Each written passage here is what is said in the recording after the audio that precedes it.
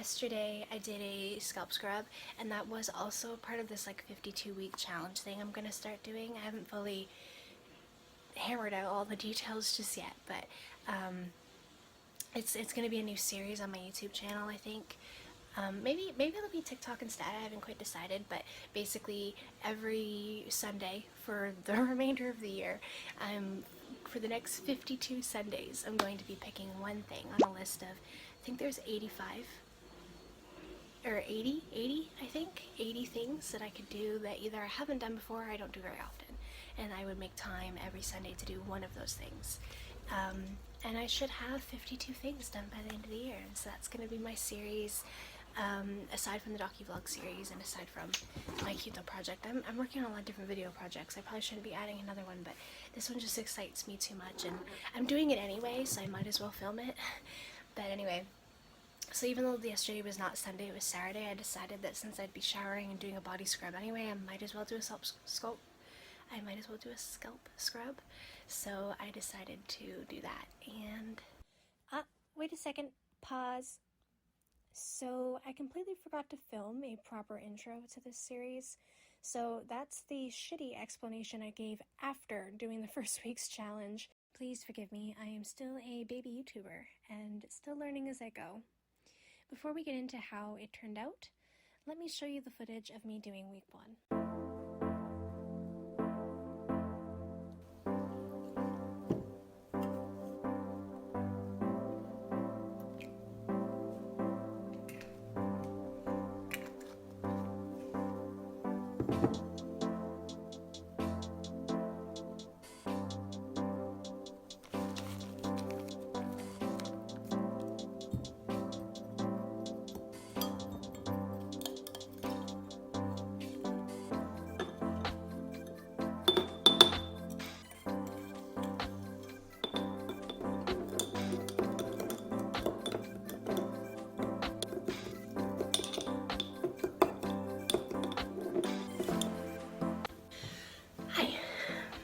So I am here with my dirty hair and I'm about to shower, but I thought first I'd try a scalp scrub because my hair has been falling out really bad and it doesn't grow like it used to. And that's been 100% definite, well, like maybe 50% caused by Lyrica, because I was on that for a while and it did a doozy on my hair.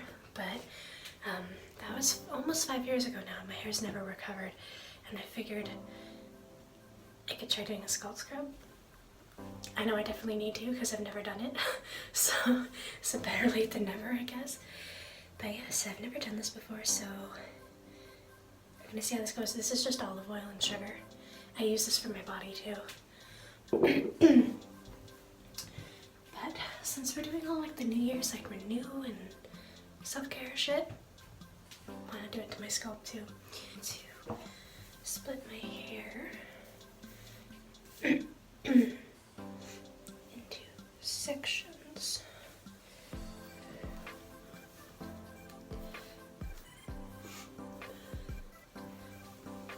done this before.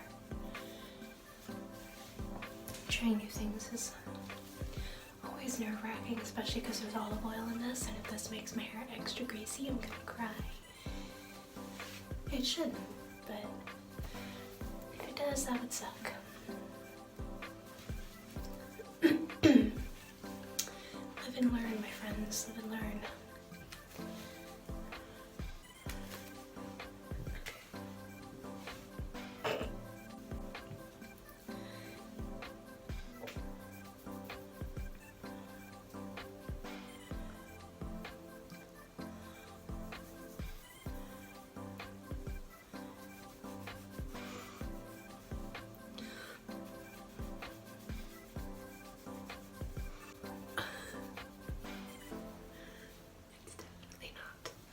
Comfortable having sugar in my hair. But the good thing about this is that it dissolves. So it's pretty easy to get out. I mean, sugar just dissolves in water even, so The shampoo would definitely get this out just fine. My phone stopped filming here. It ran out of space, so we're gonna move on to how it turned out. I don't know. I can't tell a difference, really. Like, I can't tell if that really was super beneficial to my hair or not. We have hard water, so I think that also affects it. But it was... I couldn't tell if I was really getting into my scalp. Like, I couldn't, especially the back of my head. And the olive oil did a number on my hair. Like, I don't know if it's just olive oil just doesn't work for my hair type, or if I just used too much, because it called for a 1/4 cup. Hey! You drink the water, not play with it. She's like digging into the water. So stop that. Anyway, so I don't know if it just doesn't work for my hair type, or it was a 1/4 cup of olive oil and a 1/4 cup of brown sugar. So I don't know if that was just too much olive oil for my hair, but not all of my hair, but large sections of it ended up really oily afterwards. I can still feel it in my hair. Like, it's not as bad as it was yesterday. Overnight, I guess it soaked in a lot to my hair, but yeah, I think if I do it again, I will do it again, but I think I'll do it like maybe with less oil, and if that doesn't work, then I'll just try something else. I'll try something else that's the moisturizing aspect. But yeah, so that's how that went. But my hair does feel really soft and nice, so it was a learning experience anyway. Last week I had it set up to do some crafts. I wanted to do like these little, like, what do you call those, paper snowflakes, because I haven't done them in like ages. I think the last time I did them I was probably in school. I was probably like young elementary school age. So I wanted to do something like that that's kind of fun and I can use for journals and various other things I'll be doing this month. So boom, we got these lovely tools. So I'm going to be doing that for the next like 20 minutes. Because later I'll be doing my nails and that'll be the one for this week.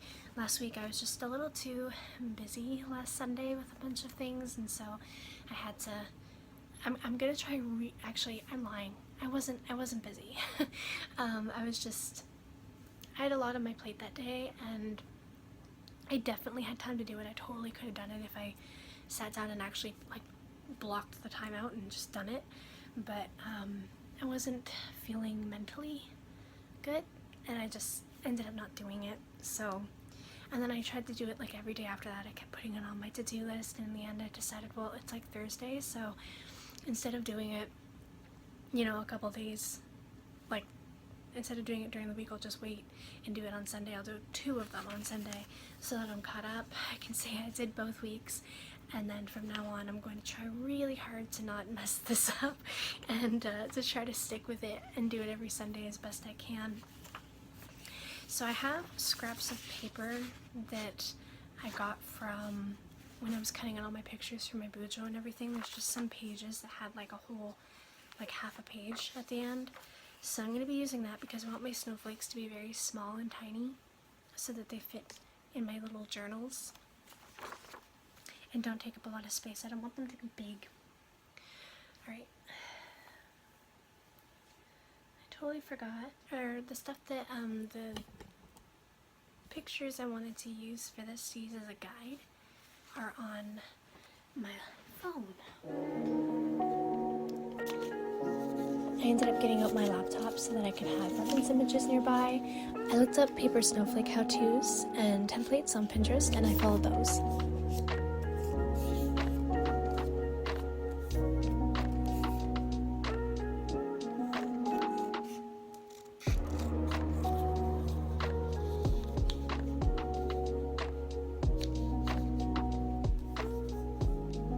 I'd completely forgotten how to even make a paper snowflake because it's been so long since I last did this, but once I got the hang of it, it was smooth sailing from there.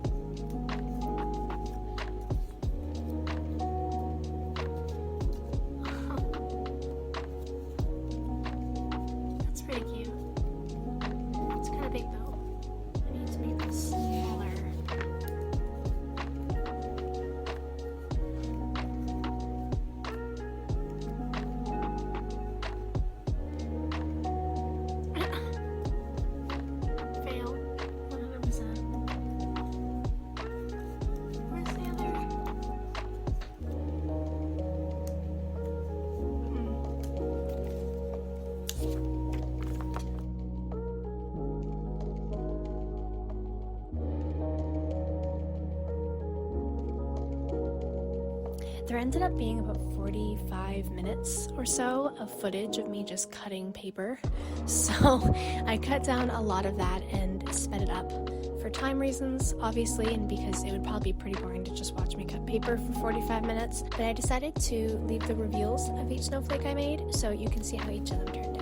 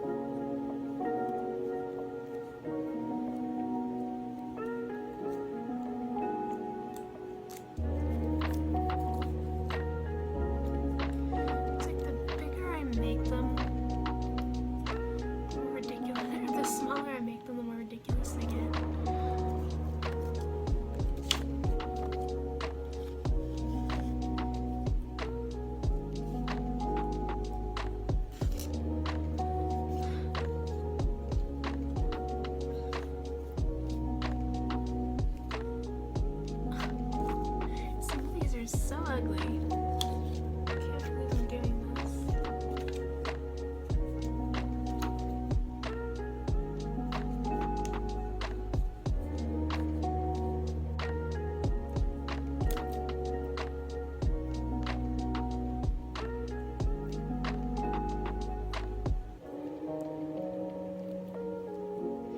I actually think this is the best one I've made so far, this mini one.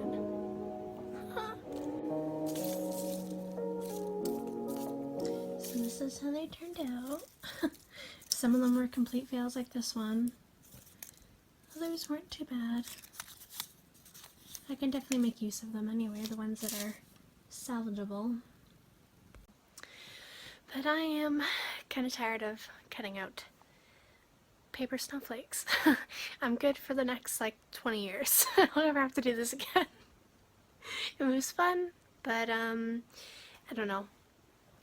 I'm good, so I'm gonna clean this up and move on to the next thing on my list.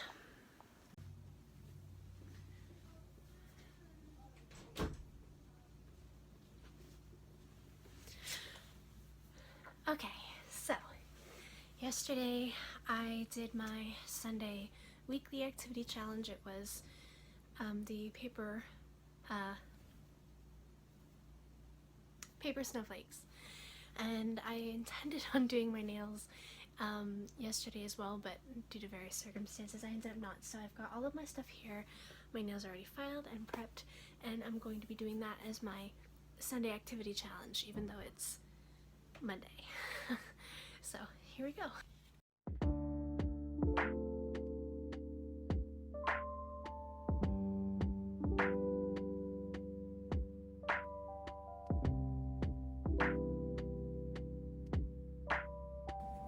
I used to be really into nail art as a teen. I would do my nails at least once a week, and at most probably about 3 times, I think, was the most I used to do it, and usually with really decorative hand-painted nail art.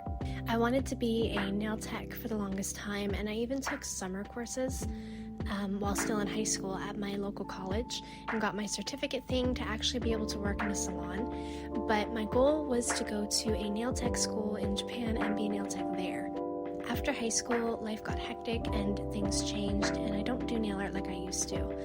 In fact, I went from doing hundreds of nail designs in a year to maybe painting my nails just basic colors like 3 times in a year. I decided this year I wanted to reconnect with my love of nail art and that aspect of my creativity by doing fun things with my nails more often, and not just paint them a solid color and call it a day like I've been doing for the last couple of years for the most part, but really make the effort to sit down and do nail art. I'd actually done 3 or 4 different designs in January, so it was a good start, but I chose a simple black gem design to do for this week's activity because it would be easier to film, and at the time of filming this, I was pretty limited onto how I could film things.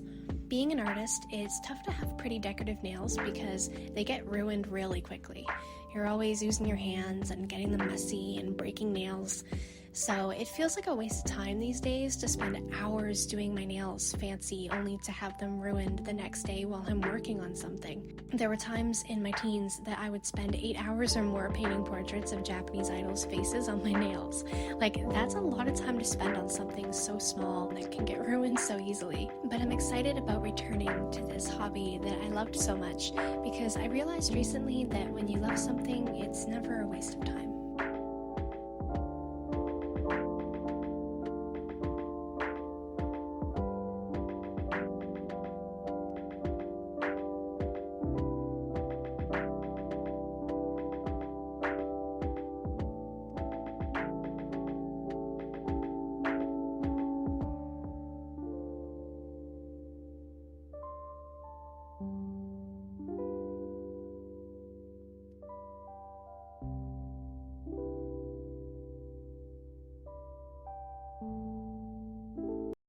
Week 4's activity was simple. Write down a list of 100 things that make me happy. I sat down with a cup of tea and a lemon square, my journals, and Animal Crossing, and made my list. I was worried that I wouldn't be able to come up with 100 things because that number just seemed so big.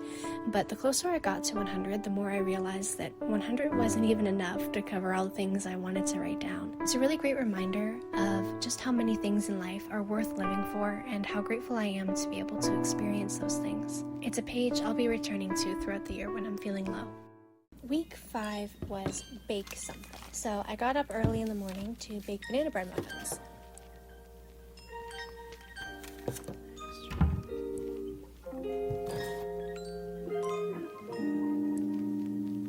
I'm not quite sure why I'm using a pot here instead of our mixing bowl. Our mixing bowl did break at some point. It got like a big crack down the side. I thought that happened after I filmed this, but maybe I'm wrong about that.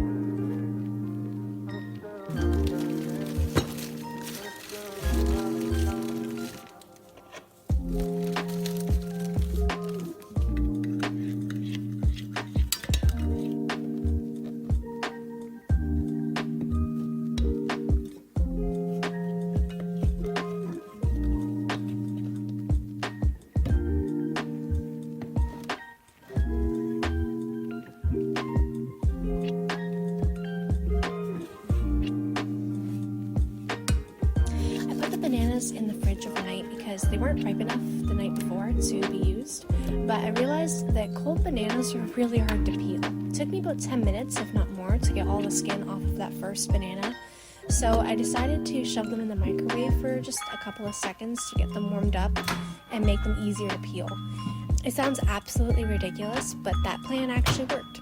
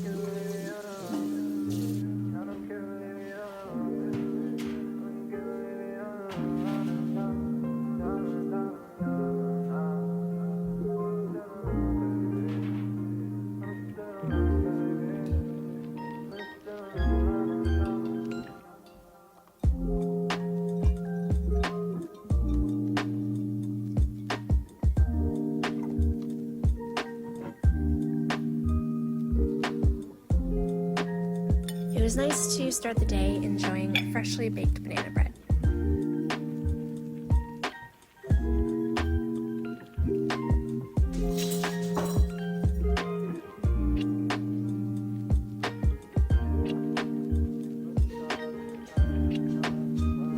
That brings us to the end of January.